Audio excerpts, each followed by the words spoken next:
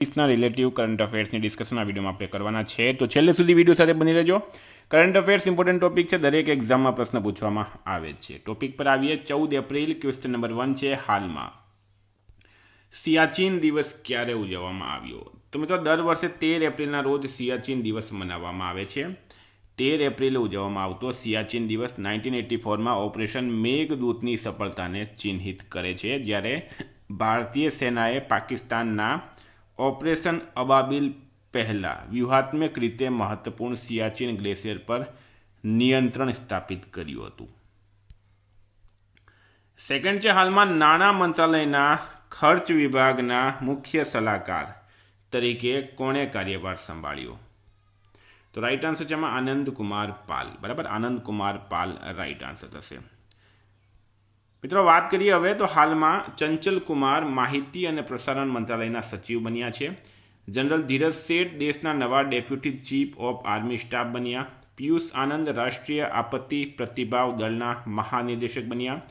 ઇન્ટેલે સંતોષ વિશ્વનાથનને Asia Pacific અને Japan ક્ષેત્ર માટે ઉપપ્રમુખ અને એમડી બનાવ્યા છે. નરેન્દ્ર ભૂષણ ભૂમિ સંસાધન વિભાગના સચિવ તરીકે કાર્યભાર સંભાળ્યો. Power grid corporation of India લિમિટેડના સીએમડી તરીકે બીવી રામા મોહનની નિમણૂક કરાઈ. મુંબઈ મ્યુનિસિપલ કોર્પોરેશનના પ્રથમ મહિલા કમિશનર તરીકે અશ્વિની ભીડેની નિમણૂક કરવામાં આવી છે. 3 છે, રાષ્ટ્રીય શિક્ષણ નીતિ 2020 હેઠળ એનસીઈઆરટી દ્વારા હાલમાં બહાર પાડવામાં આવેલા ધોરણ 9ના નવા હિન્દી પુસ્તકનું નામ શું છે? તો રાઈટ આન્સર છે ગંગા.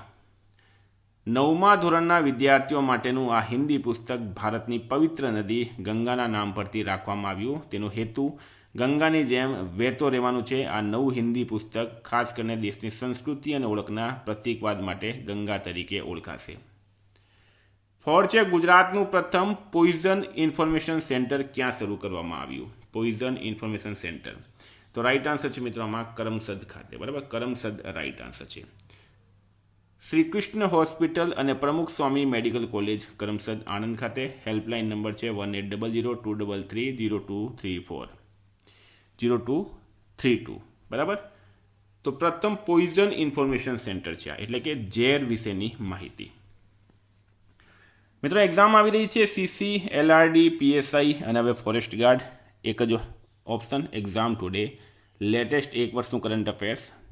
ભારતનો કરંટ મળશે, ઇન્ટરનેશનલ કરંટ મળશે, ગુજરાત કરંટ મળશે, સ્પોર્ટ્સ, એવોર્ડ્સ, નિમણૂક, નિધન, ઇકોનોમી, બજેટ. બરાબર, બધું જ આવી જશે. હાલમાં ઉલાન બટારમાં યોજાયેલી એશિયન બોક્સિંગ ચેમ્પિયનશિપમાં ભારતના વિશ્વનાથ સુરેશે કયો મેડલ જીત્યો? તો મિત્રો એમણે જીત્યો છે ગોલ્ડ મેડલ. બરાબર, વિશ્વનાથ સુરેશ દ્વારા ગોલ્ડ મેડલ જીતવામાં આવ્યું છે. ઉલાન બટારમાં આયોજિત એશિયન બોક્સિંગ ચેમ્પિયનશિપમાં વિશ્વનાથ સુરેશે પુરુષોની 50 કિલોગ્રામ શ્રેણીમાં ભારત માટે ગોલ્ડ મેડલ જીત્યો. હાલમાં લતા દીનાનાથ મંગેશકર પુરસ્કાર 2026 માટે કોની પસંદગી કરવામાં આવી? લતા દીનાનાથ મંગેશકર પુરસ્કાર રાઈટ આન્સર છે મિત્રોમાં કૈલાસ સત્યાર્થી. બરાબર, આ દીનાનાથ મંગેશકર કોણ હતા? તો લતા મંગેશકરના ફાધર હતા ને બીજા હતા મિત્રો આશા ભોસલે, જેમનું અત્યારે નિધન થયું છે. તો લતાબેન અને આશાબેન આ બંને સગી બહેનો હતી. પ્રખ્યાત નોબેલ શાંતિ પુરસ્કાર વિજેતા કૈલાસ સત્યાર્થીને પ્રતિષ્ઠિત લતા દીનાનાથ મંગેશકર પુરસ્કાર 2026 જે 5મી આવૃત્તિ છે એના માટે પસંદ કરવામાં આવ્યા છે બાળ અધિકાર અને સામાજિક ન્યાયના ક્ષેત્રમાં તેમના અસાધારણ વૈશ્વિક યોગદાન બદલ. હાલમાં રગ્બી પ્રીમિયર લીગની બીજી આવૃત્તિ કયા શહેરમાં યોજાશે? તો રાઈટ આન્સર છે મિત્રોમાં હૈદરાબાદ ખાતે. બરાબર, રગ્બી પ્રીમિયર લીગની બીજી આવૃત્તિ હૈદરાબાદ ખાતે યોજાશે. 8 નંબર છે, હાલમાં આશા ભોસલેનું નિધન થયું છે. બરાબર, આશા ભોસલેનું નિધન થયું છે, તેઓ કોણ હતા? તો રાઈટ આન્સર છે મિત્રોમાં ગાયિકા હતા. કોણ હતા? આશા ભોસલે એક ગાયિકા હતા. હાલમાં એમનું નિધન થયું છે. આશા ભોસલે અને લતા મંગેશકર બંને મિત્રો સગી બહેનો હતી. બરાબર, એમણે ખૂબ જ ઐતિહાસિક અને પ્રખ્યાત બોલિવૂડ માટે ગીતો ગાયા છે. પ્રખ્યાત પ્લેબેક સિંગર આશા ભોસલે 92 વર્ષની ઉંમરમાં એમનું નિધન થયું. 2008માં ભારત સરકાર દ્વારા દેશના બીજા સર્વોચ્ચ નાગરિક સન્માન પદ્મ વિભૂષણથી તેમને નવાજવામાં આવ્યા હતા. તો આટલું તમારે યાદ રાખવાનું છે મિત્રો. ચીનના નિંગબોમાં યોજાયેલી બેડમિન્ટન એશિયા ચેમ્પિયનશિપમાં ભારતના આયુષ શેઠીએ કયો મેડલ જીત્યો? તો મિત્રો સિલ્વર મેડલ જીત્યો છે. આયુષે 61 વર્ષમાં બેડમિન્ટન એશિયા ચેમ્પિયનશિપમાં ભારત માટે પ્રથમ પુરુષ સિંગલ્સ સિલ્વર મેડલ જીત્યો. આ પણ એક ઐતિહાસિક છે. હાલમાં ચર્ચામાં રહેલ હ્વાસોંગ 11Ga બરાબર, હ્વાસોંગ 11Ga કયા દેશ દ્વારા વિકસિત ટૂંકા અંતરની બેલિસ્ટિક મિસાઇલ છે? તો રાઈટ આન્સર છે મિત્રો આમાં ઉત્તર કોરિયા. મિત્રો ઉત્તર કોરિયા અને દક્ષિણ કોરિયાનો જ્યારે બી પ્રશ્ન આવે, એક પ્રશ્ન પૂછવામાં આવે કે આ બંને વચ્ચે કઈ રેખા આવેલી છે જે એને છૂટું પાડે. બરાબર, તો ઉત્તર કોરિયા અને દક્ષિણ કોરિયા વચ્ચે 36 પેરેલલ રેખા આવેલી છે. આ ખાસ યાદ રાખજો. ભારત પાકિસ્તાન વચ્ચે રેડ ક્લિપ રેખા છે. ભારત ચીન વચ્ચે મેકમોહન રેખા છે. બરાબર, પાકિસ્તાન અને અફઘાનિસ્તાન વચ્ચે ડુરન્ડ રેખા છે.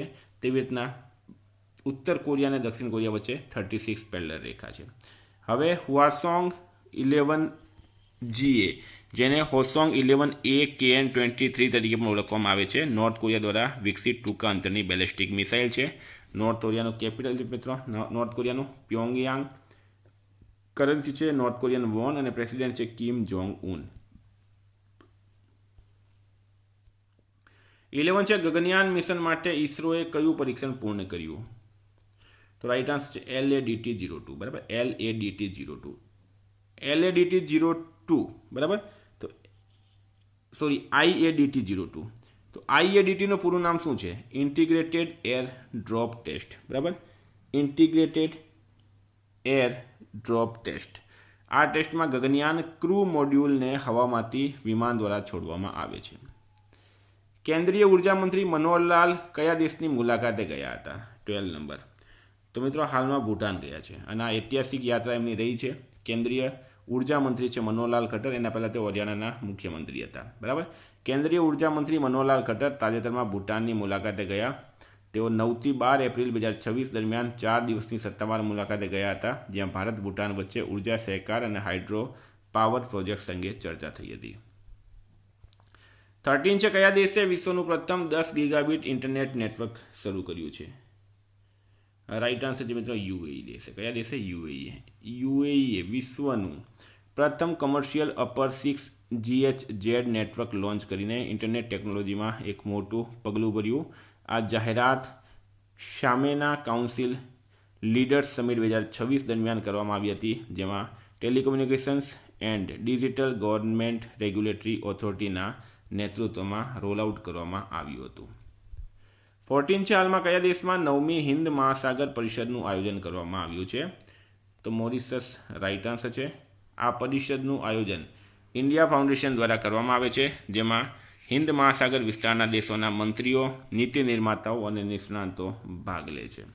15 છે હાલમાં બેલ્જિયમ અને યુરોપિયન યુનિયનમાં ભારતના આગામી રાજદૂત તરીકે કોની નિમણૂક કરવામાં આવી? તો રાઈટ આન્સર છે એમાં પ્રણય વર્માની. આ તમે ફોટો પણ જોઈ શકો. IFS અધિકારી છે. હાલમાં નિજાર અમેદીને કયા દેશના રાષ્ટ્રપતિ તરીકે નિયુક્ત કરવામાં આવ્યા? તો ઈરાકના નવા રાષ્ટ્રપતિ કોણ બની ગયા છે મિત્રો? નિજાર અમેદી. તો વિદ્યાર્થી મિત્રો આટલા કરંટના પ્રશ્નો. વાત કરીએ રિવિઝનની. તો પણ 13 એપ્રિલ 2026 પર આપણે આવી ગયા. હાલમાં આંતરરાષ્ટ્રીય માનવ અંતરિક્ષ ઉડાન દિવસ ક્યારે ઉજવવામાં આવ્યો? 12 એપ્રિલે. IDPIC દ્વારા કોને MD અને CO તરીકે નિયુક્ત કરવામાં આવ્યા? કે સત્યનારાયણ રાજુને. ઈસરોએ બીજું ગગનયાન એરડ્રોપ ટેસ્ટ ક્યાં કર્યું? શ્રી હરિકોટા ખાતે. ગુજરાતના કયા શહેરમાં માતૃવંદના ઉત્સવનું આયોજન કરવામાં આવ્યું છે? તો સિદ્ધપુર રાઈટ આન્સર છે. હાલમાં જિંદલ સ્ટેનલેસ સ્ટીલના પ્રથમ બ્રાન્ડ એમ્બેસેડર તરીકે કોને નિયુક્ત કરવામાં આવ્યા? રણવીર સિંહને. રક્ષા મંત્રાલય દ્વારા કયા શહેરમાં રણસંવાદ 2026 નામનો ત્રિસેવા સેમિનારનું આયોજન કરવામાં આવ્યું છે? બેંગલુરુ રાઈટ આન્સર છે. અરબ લીગના નવા મહાસચિવ તરીકે કોની નિમણૂક કરવામાં આવી? નબીલ ફહમીની. કયા રાજ્યમાં 25મી all India water sports group ચેમ્પિયનશિપનું આયોજન કરવામાં આવ્યું? ઉત્તરાખંડ રાઈટ આન્સર છે. ભારત અને કયા દેશે પુનાસાંગચુ 2 ટેરિફ પ્રોટોકોલ પર હસ્તાક્ષર કર્યા? ભૂટાને. પશ્ચિમ ડેડિકેટેડ ફ્રેટ કોરિડોર ક્યાંથી ક્યાં સુધી પૂર્ણ કરવામાં આવ્યો? દાદરીથી JNPT Jawaharlal Nehru port terminus. 700 kilo વજનની વિક્રમાદિત્ય વૈદિક ઘડિયાળ ક્યાં સ્થાપિત કરવામાં આવી? વારાણસી ખાતે. ભારત સરકારનું વર્ષ 2030 સુધીમાં કેટલી બિન અશ્મિભૂત ઉર્જા ઉત્પાદન કરવાનું લક્ષ્ય છે? 500 ગીગાવોટ. જ્યોતિબા ફૂલેની કેટલામી જયંતિ ઉજવવામાં આવી છે? 199મી. શોધ કરતા હોય 6000 વર્ષ જૂના 200 સ્થળો ક્યાં શોધી કાઢ્યા? ગ્રીસ ખાતે. સંયુક્ત રાષ્ટ્રની આર્થિક, સામાજિક અને સાંસ્કૃતિક અધિકાર સમિતિની કોની નિમણૂક કરવામાં આવી છે? પ્રીતિ સનન. બરાબર, સરન. હાલમાં કયા બંદરે ભારતના સૌથી મોટા ઓટોમોબાઈલ નિકાસ કેન્દ્ર તરીકે રેકોર્ડ બનાવ્યો? મુન્દ્રા પોર્ટે.